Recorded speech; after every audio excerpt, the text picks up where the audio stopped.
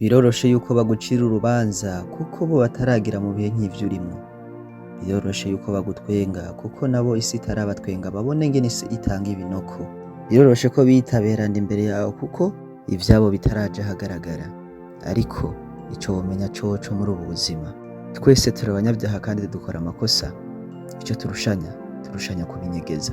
Juif. Mama wanje yigeze kumbwira ngo mwana wanje nta wundi muntu azogukunda nkanje. Nari nkiri muto iryo jambo narifashe nk'ibisanzwe, ariko uko mbandanya nkura nkagenda mpura n'abantu muri ubu buzima ndushaho kubona yuko ivyo yambwiraga ko ari ukuri. Uko mbandanya mpura n'imitima n'abantu batandukanye ndushaho kubona ko urukundo mama yankunda rwari rurenze ukwemera kwanje canke rwari rurenze ivyo naboneshaga amaso. Niyo mpamvu uyu munsi nzokora icaco cose kugira ngo mbe hafi ya mama wanje ndamunezereze kuko nawe aba ashaka kubona anezerewe. Juif. Ntako tutagize kugira ngo tubereke umutima mwiza, ntako tutagize kugira tubereke yuko tubakunda, ntako tutitanze kugira tubereke yuko turi tayari gutakaza buri kimwe ku bwabo. Ariko bo badufashe nk'ibikinisho vyabo no kwishimisha imibiri yabo. Abatubabaje batwigishije gukomera kandi batwigishije guhitamo neza. Twararize bihagije, twarababaye bihagije. Rero mutureke twironderera Imana n'amafaranga. Juif. Jewe ndi muri babandi baraba inyuma bakabona ko ari Imana yabikoze. Naraba uko mbayeho uyu munsi nkabona ko ari Imana imbeshaho buri munsi. Naraba imbere nkizera iyo Mana kizobikora. Juif. Uyu munsi turaraba inyuma tukaraba ivyo twavunikiye, tukaraba ivyo twarariye amajoro, ariko tukabona nta birenze. Turakora, tugasenga, tugakoresha inguvu zacu, ariko twaraba inyishu zikamara izazindi nyene nta gihinduka kirenze. Ibi bituma abarondeye bakaronka batwita ko turi binebwe, abandi bakatubwira yuko tutazi kwiyumvira. Ariko ukuri nuko natwe nta mahitamo dufise, ntituba dukeneye kwitwa abakene, ariko n'ubuzima bubigena.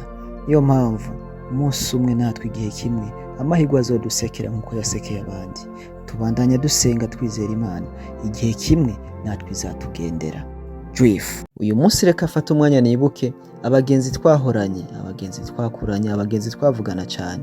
Uyu munsi ntitukivugana cyane, ariko ntacyo twapfuye, nta mutima mubi, ariko ni kubera ubuzima. Aho muri hose Imana ibahezagire kandi murondere murongo. Juif. Abantu bashobora kuvuga yuko udashoboka kuko bananiwe kugukoza ico bashaka. Abantu bashobora kuvuga yuko ataho uzoshika kuko wanse gukurikira inzira yabo. Abantu bashobora kuvuga yuko ataco uzovamwo kuko wase kumvira impanuro zabo. Ariko nuko muri iyi si buri umwe wese afise amahitamo yiwe kandi ashaka kwandika amateka mu buryo bwiwe. Juif. Sinkicurika inyuma y'abantu canke ngo nisemba abantu kuko nzi neza yuko abantu batangwa n'Imana, kandi Imana yandemye izi neza yuko nzokenera abantu. Abantu Imana yasize ku nzira zanje, ndazi yuko igihe nicagera tuzohura kandi tuzogumana kandi tuzotahurana.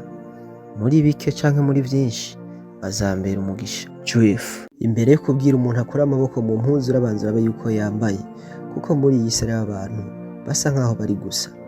Bamwe babita karabanebwe, ariko atari uko arabanebwe, ariko babuze aho bakora.